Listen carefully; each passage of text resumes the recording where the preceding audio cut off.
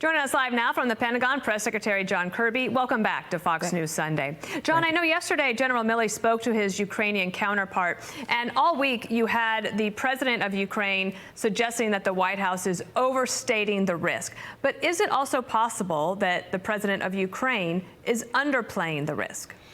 Look, we're in constant communication with our Ukrainian counterparts. Secretary Austin has spoken to his as well. We're making sure we're sharing information and context as best we can. I can't speak for what President Zelensky is saying or what he's saying and certainly what he's saying about what he's saying, but we've been nothing but clear and transparent about our concerns here at the Pentagon over this rapid buildup over the last few months around the border with Ukraine and in Belarus, not to mention, maritime activity by the Russians in the Mediterranean and the Atlantic. So what we've said, Dana, is that he has a lot of options. Putin has a lot of options available to him if he wants to further invade Ukraine, and he can execute some of those options imminently.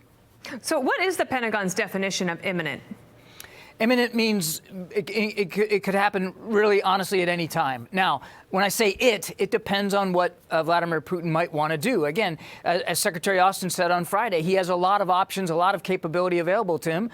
He could do something on a small scale. He could do something on a fairly large scale. And he continues to add troops to that border with Ukraine. We're watching that even over the course of this weekend. So he increases his ability to choose options and to do something if he wants to act militarily. The other thing that we've said, though, Dana, is it doesn't have to come to conflict. We still believe there's room and space for diplomacy, and we'd like to see that be the solution here.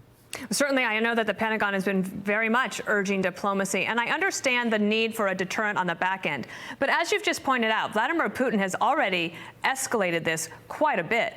And so is there any possibility that it would be worth it to maybe name the banks that would be sanctioned, or to take some sort of effort now to show them that we mean business, and to ask, do you want a little bit more of that if it gets any worse?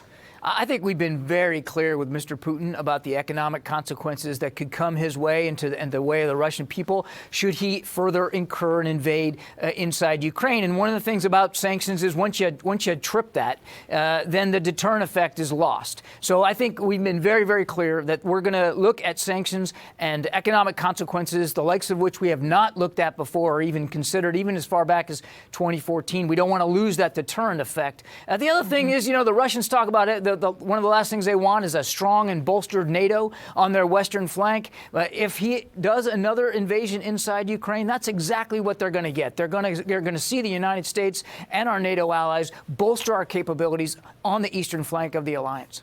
I'm glad you brought up NATO, because that was actually what I wanted to ask you about as well. It's an organization that runs by consensus. It's a lot of different players. Germany is certainly giving everyone a little bit of headaches and heartburn, given that it's got such a reliance on Russia in terms of its energy. You had France wanting to go its own way. Turkey is a very strange ally at this point in NATO's history. Given all of this and going forward, do you believe that NATO can survive, and should it survive? Absolutely, yes and yes. The Secretary spoke with his French and German counterparts just on Friday morning before he went out to the press room here, and they were very good conversations. The French and the Germans are the same level of concern out of them about what they're seeing from Russia doing as we have. Now, each country in the alliance has to act within their own dictates. Of course, they're sovereign states, but both of them are deeply concerned about what we see Russia doing, and both of them are incredibly strong NATO allies. Germany hosts thousands of U.S. troops on their soil. We couldn't have fought the wars in Iraq and Afghanistan without their support. They very much are strong allies, and we're confident that NATO is going to stay united. All right. So let me also ask you a little bit more about the energy policy, because a lot of this all has to come back to where do you get your energy? Listen to the Wall Street Journal. This is an editorial from this week.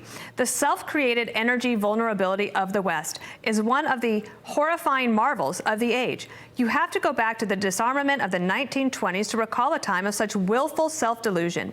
Even as President Biden races to rescue Europe, his Build Back Better plan would send the U.S. down the same road of energy disarmament.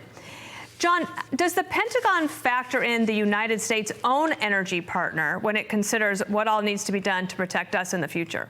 Well, what we like to have is a lot of options here at the Pentagon, and that means diversification of alternatives for our logistics and our sustainment. And without speaking to larger U.S. energy policy, I mean, we absolutely always look at alternatives to our own energy flow here at the Defense Department. And I know that the Biden administration is also working with countries around the world to talk about alternative energy suppliers, energy routes, energy alternatives, should the Russians try to use energy as some sort of weapon in this conflict. All right, I want to ask you also about China, because no doubt China is watching what is happening in Ukraine. And you saw just last Sunday alone, China sent 39 warplanes over Taiwan to try to intimidate that small island. Is China seeing enough of a pushback, enough of strength from the U.S. and NATO in Ukraine to deter it from trying to go after Taiwan after the Olympics? I think one of the things you can read into some of this increased China activity here is, in fact, that they recognize that the international community remains committed to trying to achieve some sort of stability and peace there in the Indo-Pacific region, and that the United States has been very clear and very consistent about our commitment to Taiwan's ability to defend itself through the Taiwan Relations Act. We've been very consistent about our one China policy, and I think they see the way we have marshaled allies and partners throughout the Indo-Pacific region. 5 of our 7 treaty alliances are in the Pacific, and they know that. And we're working on those alliances and partnerships. And I think some of what you're seeing out of their activity is a recognition on their part that we and our partners and our allies are actually only getting stronger, only getting more resolved to see a free and open Indo-Pacific. Someone who might not agree is the leader of North Korea, desperate for attention always. This year alone, and today is only January 30th, North Korea has reportedly conducted more missile tests, including one this weekend, than they did in all of 2021. So 7 tests this month. So is the president spending enough time paying attention to North Korea, or do we need to focus a little bit more on that as he tries to increase his capabilities? No, the administration, and certainly here at the Defense Department, laser focused on the challenges to the Korean Peninsula coming out of Pyongyang. We are in close coordination and consultation with our allies and partners. That's not just South Korea, but Japan as well, about the threats that the burgeoning ballistic missile program by Kim Jong-un continues to present. I mean, we noticed this launch over the weekend. We have condemned that. It is a violation of UN Security Council resolutions, and we're going to be discussing that with, again, allies and partners around the world. I mean, but the other thing is, here, we've got to make sure that alliance on the Korean Peninsula is strong. We remain committed to a denuclearized Korean Peninsula. We remain committed to diplomatic talks. We've told Pyongyang we're willing to sit down without precondition to have those kinds of dialogues. But obviously, Kim Jong-un wants to go a different way. So we have to make sure that we're ready militarily on the peninsula and in the region.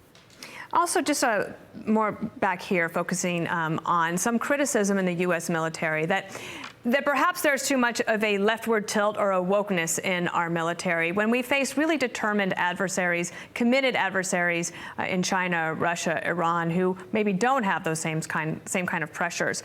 How do you respond to those criticisms? Well, it depends on what they are, but I think a lot of it, quite frankly, is driving a stake through a straw man here. This argument of wokeness in the military. I was in the military for 30 years, and I can tell you things like diversity and inclusion. That makes us a better military because it brings to the fore in the decision making, operational decision making that we conduct, better ideas, more unique perspectives, somebody else's lived experiences, which might actually make us smarter on the battlefield. So I mean, those kinds of arguments, I think are ridiculous because we are a stronger military because of our diversity and because we represent all Americans just like we defend all Americans. One last quick question. I've been watching these stories come out of Syria as ISIS tries to reconstitute itself. How concerned is the Pentagon that this is a real possibility? Well, look, I mean, our job in Syria is very limited to counter ISIS fights and to helping the Syrian Democratic Forces continue to go after that threat. Nobody wants to see Syria further destabilized as what it already is. I think it's important, and we've said this routinely, that all neighboring nations, particularly in that region, should have a stake in a more stable Syria. We don't want to see refugee flows. We certainly don't want to see the conflict expand. But for us, our purpose here at the Pentagon is to make sure that we're staying locked on to that ISIS threat, which still exists in Syria and, quite frankly, in Iraq, too.